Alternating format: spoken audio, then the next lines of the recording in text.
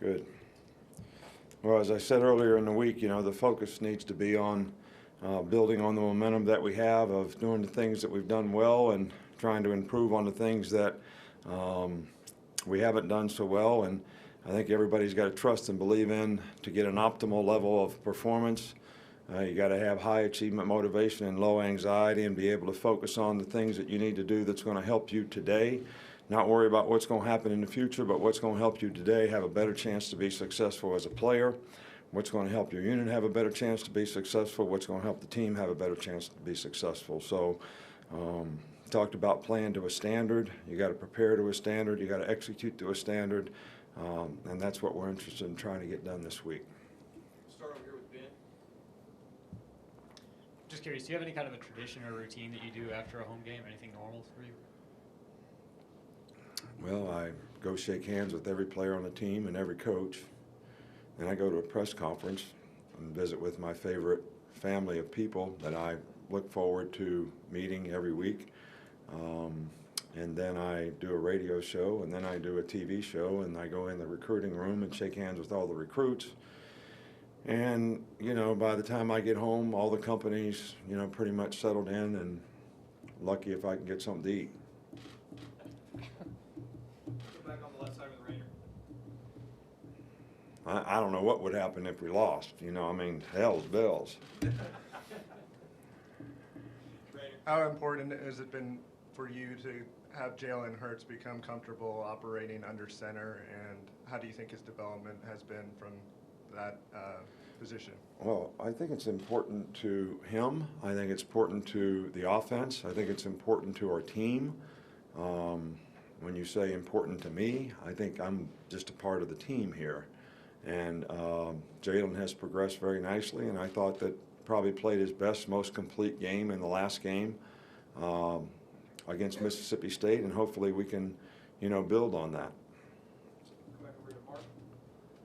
Just want to ask, we saw Lester getting some work at right tackle. What can he bring to that position, and also who do you like at right guard this week? Well, Lester was a tackle for a long time. We tried to make him a guard. The development has been, maybe not as quickly as we'd like. So in order to try to get the 5 best players on the field, we moved some other players, did some experimenting, and, Curvin has done a really good job. And so did, the other guys that played the position. And so we thought maybe we'd look and see if Lester could develop a little bit better at tackle, but he's still playing right guard. So he probably is going to get reps at both of those positions. Come back on this side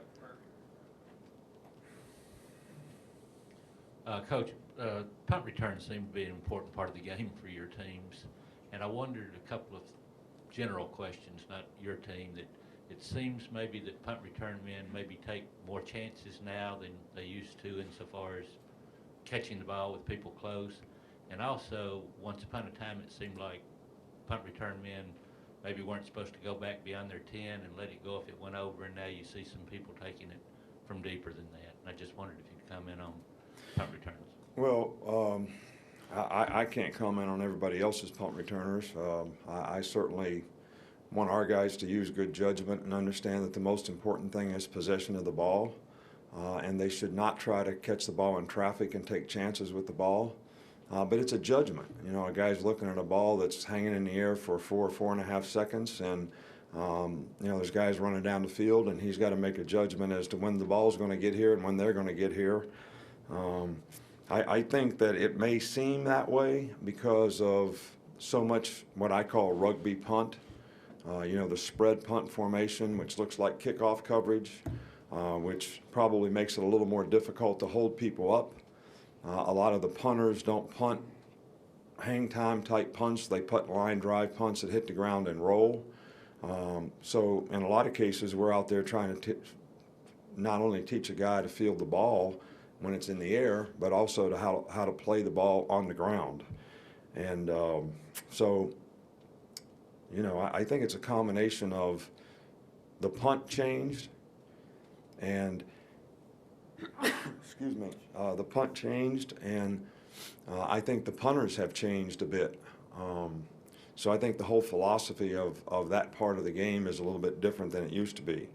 We still have our guys play the 10, and if they catch the ball at the 9, I mean, it happens. You're on the 10 and you back up a step because you misjudged the ball a little bit, but you're already committed to catching it.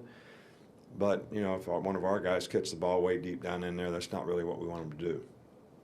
Back over here with Tony. I want your opinion on J.K. Scott not being one of the semifinalists for the Ray Guy Award. Look, I'm not here to criticize anybody or anything like that. Everybody's got to make their choices based on whatever their criteria is. But, you know, in my opinion, you know, J.K. is maybe the best punter in the country in terms of what he does for our team. You know, his average, his consistency this year, his hang time, you know, and our coverage unit has been better in that regard.